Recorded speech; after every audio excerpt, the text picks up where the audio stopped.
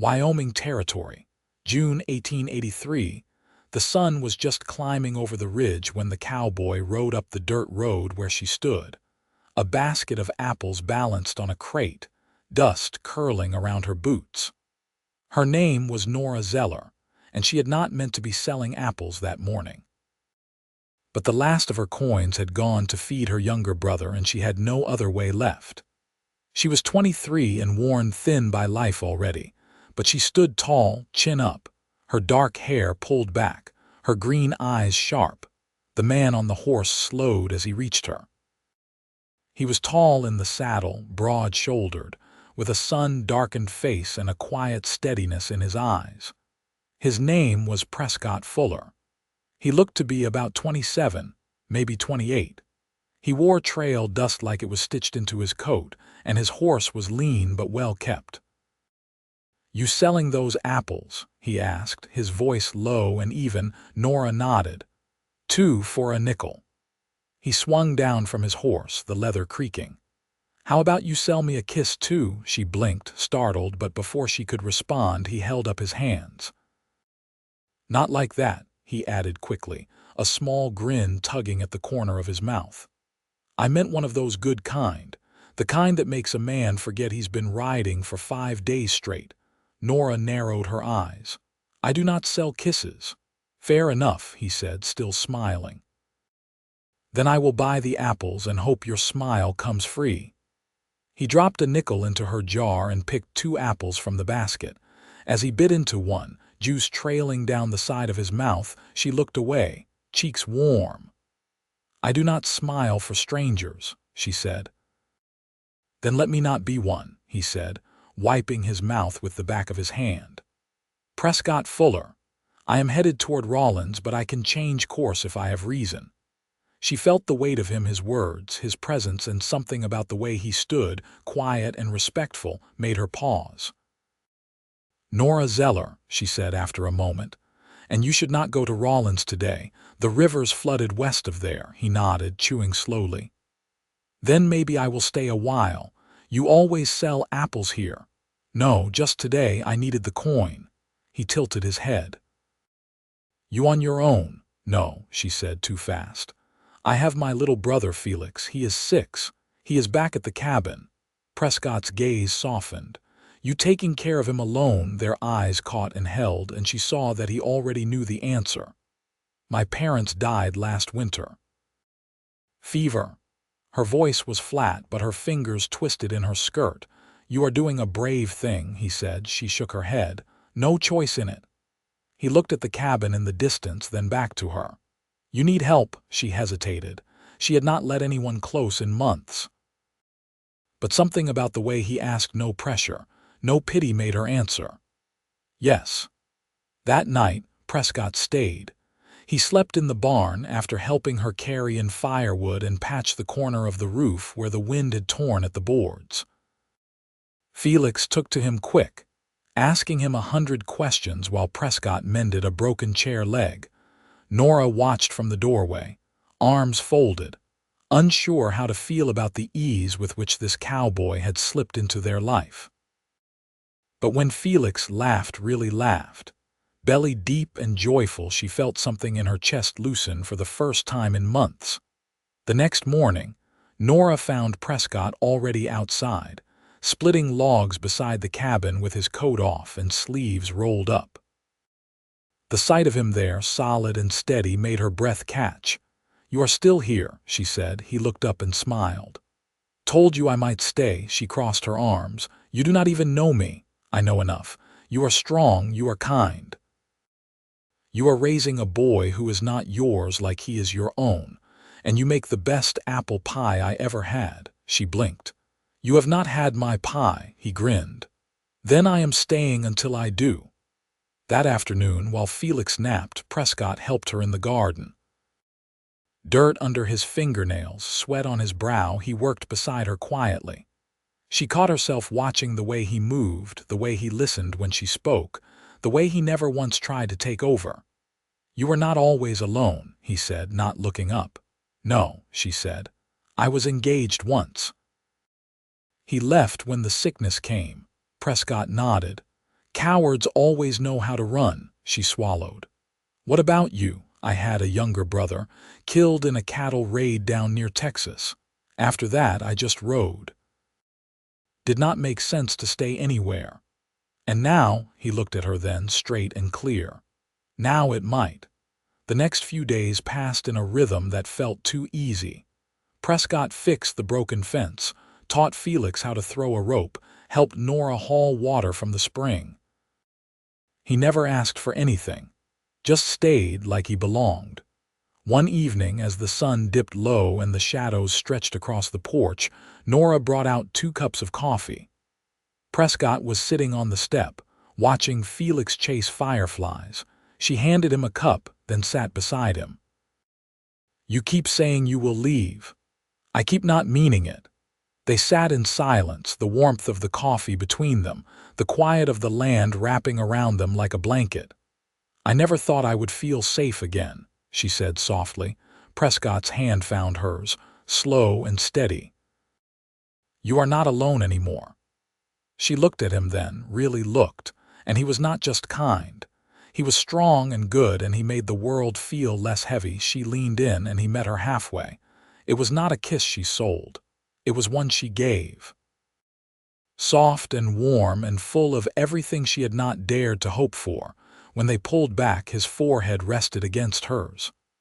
I am not going anywhere, he whispered. She smiled.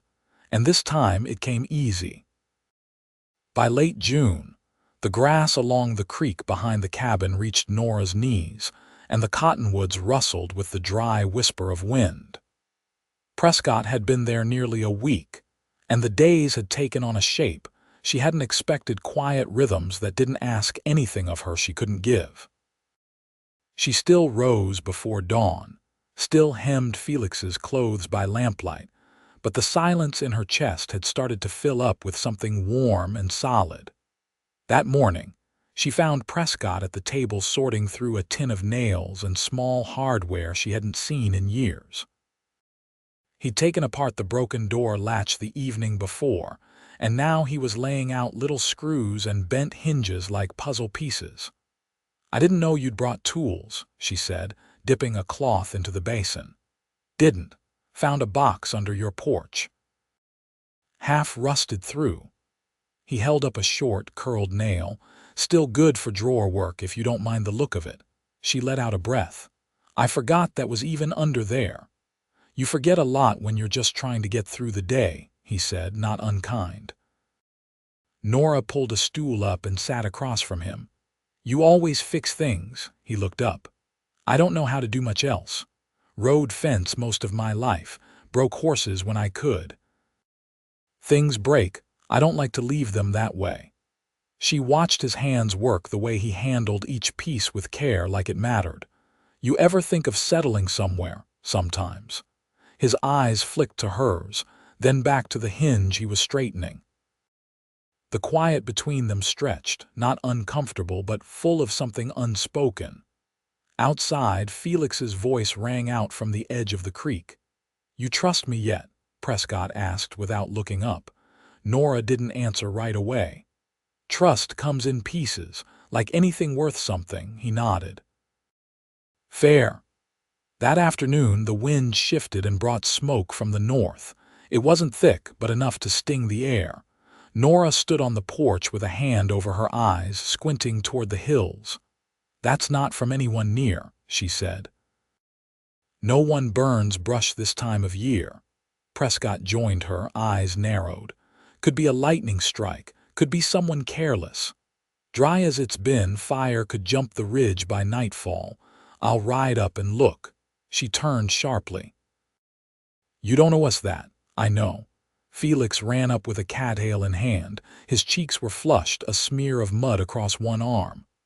I found a turtle, he shouted. Prescott crouched. Is it still out there? Felix nodded. Under the log near the bend. Prescott grinned. Keep it safe. I'm going to check the ridge. Nora handed him the canteen and a rolled cloth. If it's close, come back fast. He met her eyes.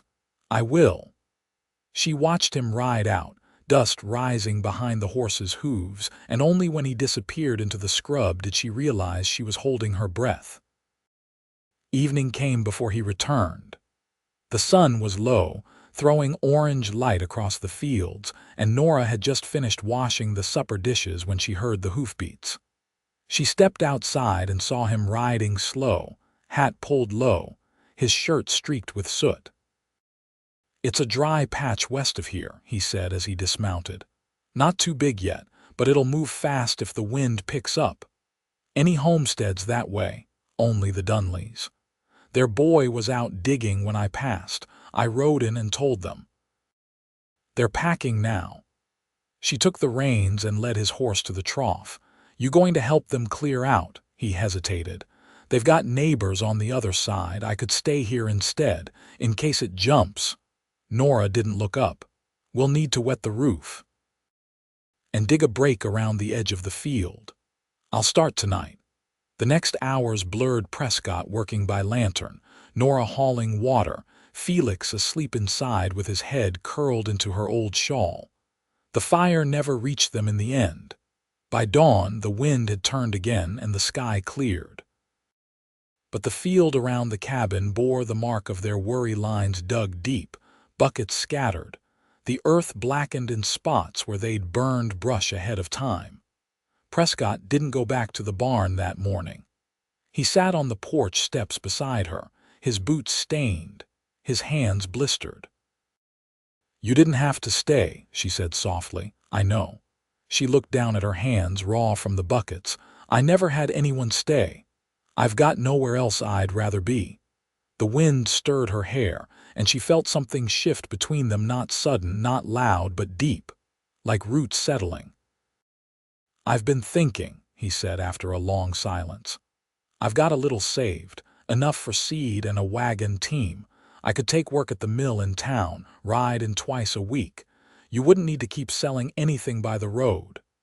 She turned her face to his, hardly breathing. "I'd build more fencing," he went on, voice rough. "Fix the kitchen wall, and if you'd have me, I'd marry you." She stared at him, every part of her still, inside and out. "I wouldn't take anything from you," he added. "Not your name, not your land. Just your hand if you'd give it." Nora reached out and took his hand in hers. It was blistered, rough, and perfect. "You already have it," she said. The July heat settled into the valley slow and heavy, pulling sweat from the skin before noon and leaving the creek low and warm to the touch. Prescott had taken to working in the early hours, rising before the birds and returning before Felix woke. Nora found herself waking with him, their movements quiet and companionable, her setting kindling in the stove while he laced his boots, neither of them needing to say much. One morning, she found him brushing down the mare under the lean-to, his shirt damp from the well water he'd poured over his head. His shoulders were taut, his jaw darker now from the beard that had grown in over the weeks. She leaned against the post and watched as he tied the mare's reins with a practiced knot. "You ever think about your own land?" she asked. He kept his eyes on the knot. "Not until now." She stepped down from the porch and walked to where the sun caught the edge of his hair. "What changed?" He turned then. "I hadn't seen a place worth staying for. Not till I found one with a boy who asks more questions than a preacher, and a woman who makes quiet feel like something you earned." She picked up a stray horseshoe from the ground and turned it in her hands. "You think you'd be content with that?" "I've had enough trail behind me. I'd rather build something that lasts." She nodded slowly. "You'd have to put up with a child who kicks when he dreams and a woman who's slow to trust. I've lived through worse. You should have met the man who taught me how to ride. He used to throw boots at my head if I fell asleep near the fire." She laughed, and the sound surprised her, a dry, bright sound that curled out of her throat before she could stop it. Prescott watched her. "You ought to laugh more," he said. "It suits you." "I forgot how," she said, quieter now. "I'll remind you." Later that day, she walked into town with Felix and returned with a parcel wrapped in wax paper and twine. She didn't explain what it was, only set it on the table and told Prescott not to touch it until supper. That evening, after Felix had gone to bed with his arms flung wide like a starfish, she unwrapped the parcel and revealed a small tin of coffee and a bag of coarse sugar. "I traded the last of the old linens for it," she said, lifting the tin. "Figured if we're going to sit on that porch and talk about things that might be, we ought to do it with something better than boiled chicory." Prescott leaned back in the chair, the lantern casting gold across the side of his face. "You didn't have to do that. I wanted to." He reached out and brushed a bit of flour from her sleeve. "You're different tonight. I feel different." They sat in silence for a while, the kind that settles between people who don't need to fill the air with noise. After a time, she spoke again. "I never thought about what I wanted, not really. Always just did the next thing. Fed Felix, patched the roof, made do." He leaned forward, elbows resting on his knees. "What do you want now?" She hesitated. "A life that doesn't feel like surviving." "That's all." She looked up at him. "That's everything." The next morning, Felix woke early from a dream and crawled into Nora's bed, his small body warm and restless beside her. Through the window, she could see the faint outline of Prescott already in the yard, digging along the north edge where the soil was looser. Later, he told her he'd found an old iron wagon wheel buried deep left from some settler who'd passed through long before. "Maybe it's a sign," he said, setting it beside the barn. "Some things rust, but they don't break." That evening they walked the edge of the field together, her hand brushing his every so often. The sky was streaked with violet and ash blue, the kind of dusk that made the land look endless. "I've been thinking," she said. "If we're going to do this right, there should be a proper joining." He stopped walking. "I mean it," she said. "I don't want to pretend you live here like a hired hand. You're not. You're part of us now." He looked at her and his voice was low. "You want to marry me?" She nodded. "I wouldn't ask if I didn't mean it." He took her hand and kissed her knuckles, the gesture slow and reverent. "Then I'll ride to the preacher in the morning." She smiled, her eyes wet but steady. "I'll make a dress from the blue calico. It's the nicest thing I still have." "We'll marry right here," he said, "under the cottonwood," and they did. 3 days later, with Felix standing proud in a borrowed vest and the preacher from 7 miles east dusting off his Bible, they said their vows beneath the wide branches that had watched over their first summer together. The wind moved through the leaves like voices, low and full of memory. Nora wore her hair down for the first time in years, and Prescott had trimmed his beard and cleaned his boots till they shone. After the words were spoken and the hands joined, they stood for a long time by the tree, not needing anything else. Not music, not a gathering. Just the land they'd tended, the boy they'd raised between them, and the quiet certainty that this was the life they'd chosen. And from then on, the cabin was not just shelter. It was home.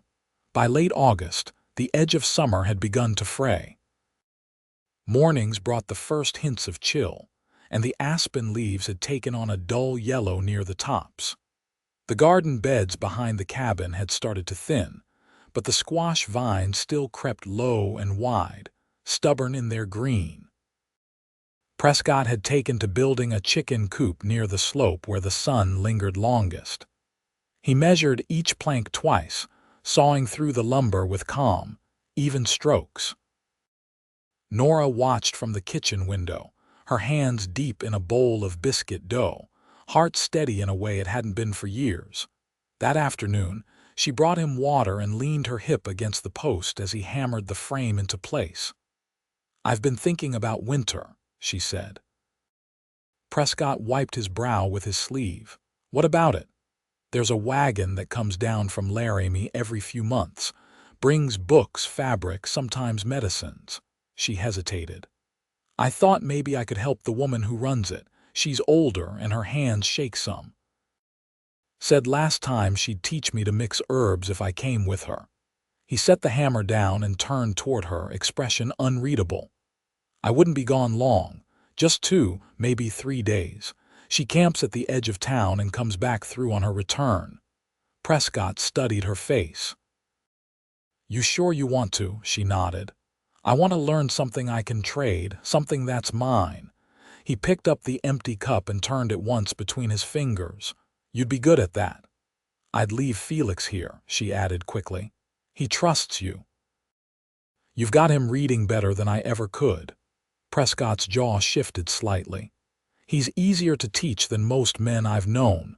She let out a breath. I don't want to ask, you don't have to, he said. I'll watch him close. Nora reached for the edge of his collar and brushed away a fleck of sawdust, her touch brief. I know. The next morning, she packed her things at dawn, just a change of clothes, a comb, and her mother's old tin of sewing needles.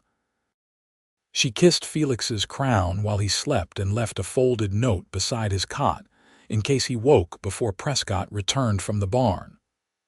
When she stepped outside, the sky was the clean, pale blue of early day, and her hands did not tremble. She rode with the wagon through the open plain, the older woman, Miss Thorne, speaking in low tones about roots that eased pain and flowers that soothed the lungs. Nora listened, asked questions, took notes in a small ledger Miss Thorne lent her. At night, they made camp near the river crossing, and Nora sat beside the fire, elbows on her knees, watching sparks drift upward into the dark. On the third day, as they turned back toward the cabin, Miss Thorne handed her a wrapped cloth bundle. For the boy, she said, and a bit for your man. I saw the way you smiled when you spoke his name. Nora folded it carefully into her satchel. He's more than I ever thought I'd have. Miss Thorne gave a small nod. Then hold on to him.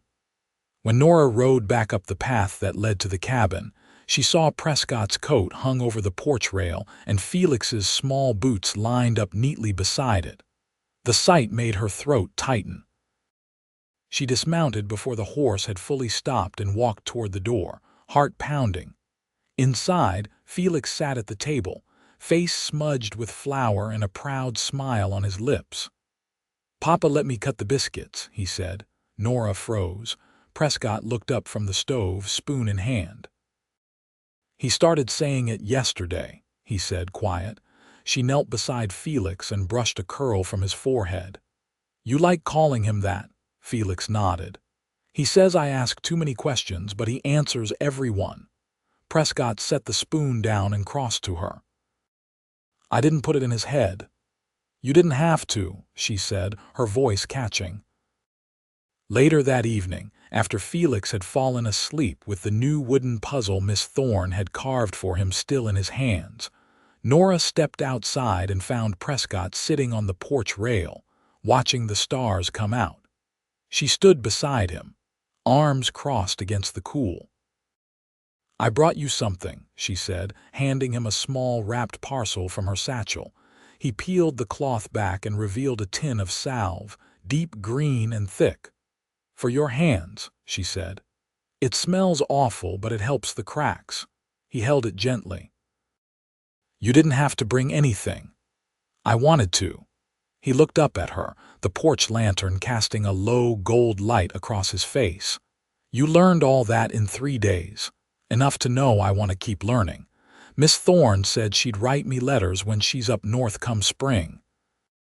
Said I could start drying my own herbs. Prescott tucked the salve into his coat pocket. You've changed. She sat beside him, pulling her shawl tighter. I've stopped waiting for the next bad thing. That's all. He reached for her hand and threaded his fingers through hers, slow and certain. I was thinking, he said. We could build a root cellar before frost comes, dry what you gather, maybe even keep some squash through the cold. She rested her head against his shoulder. I'd like that. The wind moved through the dry grass beyond the porch, and somewhere in the dark, an owl called low and steady.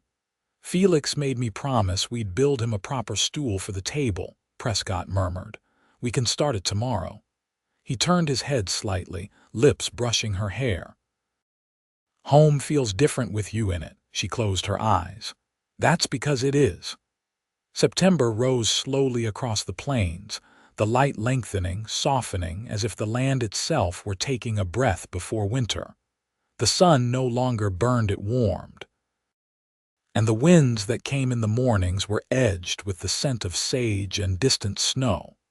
Prescott was measuring the slope behind the barn with a length of twine when Nora approached, her sleeves rolled and her hair braided back tight. She was carrying a folded scrap of paper, the edges creased from her pocket. "I got a letter," she said, handing it to him. He wiped his hands on his trousers and took it, glancing at the spidery script. "From Miss Thorne," Nora nodded. "She's agreed to send me her old herb journal.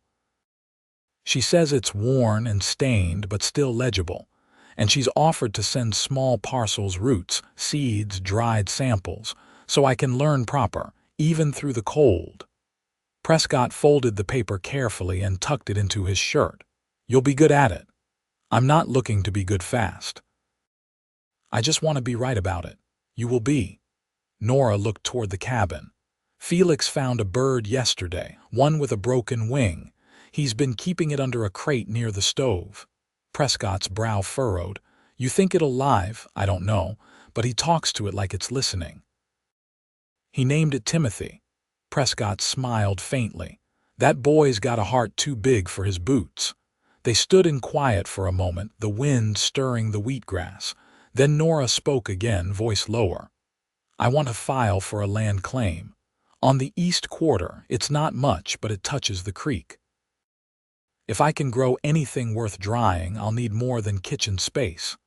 Prescott looked at her, expression unreadable. "You already think of it as yours." "I do." He didn't answer at first.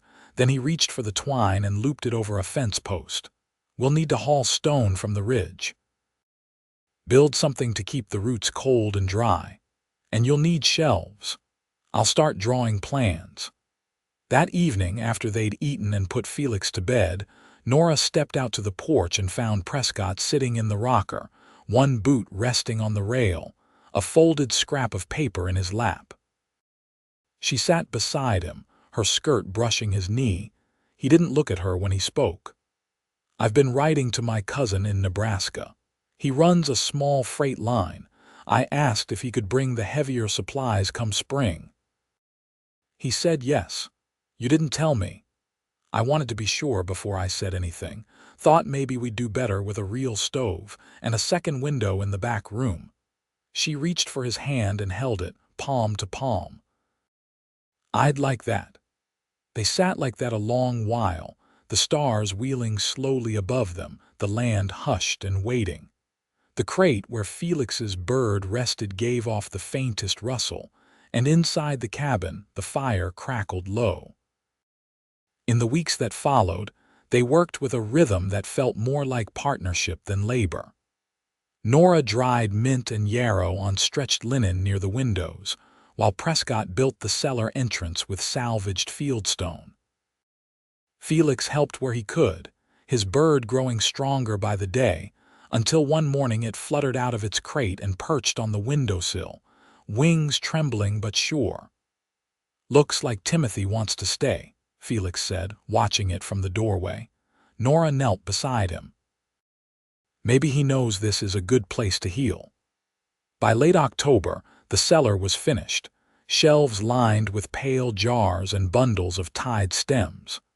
Prescott had carved Nora's name into the lintel beam, just her first name, carved clean and deep like he meant it to last longer than the wood itself. She ran her fingers over the letters one morning, her breath misting in the air. "It's not much," he said behind her. "It's everything."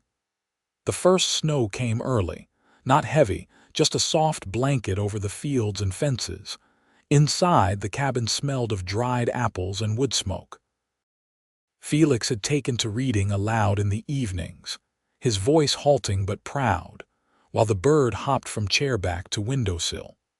One night, as the wind howled low outside and the fire burned steady, Nora set her sewing aside and turned to Prescott. "There's something I've been meaning to ask," she said. He looked up from the whittling knife in his hand. "Why me?" she asked. "You could have kept riding, found someone easier, someone with more to offer than a boy and a cabin with half a roof." He set the knife down and met her gaze. "Because you never looked for someone to save you," he said. "And still you saved me." She didn't move for a long moment. Then she rose from the chair and crossed to him, her hands finding his face. "I want to grow old here," she whispered, "with you beside me." With Felix running wild across the fields and jars on every shelf and winters that feel like something to be earned, not endured. "You will," he said. "We will." He stood then and wrapped his arms around her, and the firelight caught in her hair as she tilted her head up. Their kiss was slow, certain, no hesitation. No fear, just the promise of years built on trust and work and love that asked nothing but presence. Outside, snow fell in heavy silence. Inside, the cabin held. Years later, the root cellar still bore Nora's name, its shelves fuller by each harvest. Felix grew tall and sure, his hands as quick as his questions. He built a coop of his own one spring, and the chickens that followed bore names like Esther and Mabel and, in fond memory, Timothy. Prescott and Nora grew older with the land weathered, yes, but never worn out. Their days were measured not by hardship, but by what they built together. The fence line that held, the orchard that took root, the boy who called them both home. And on quiet nights, when the sky stretched wide and dark above the porch, they would sit side by side, fingers still threaded, hearts still full, and they were happy. They were always happy.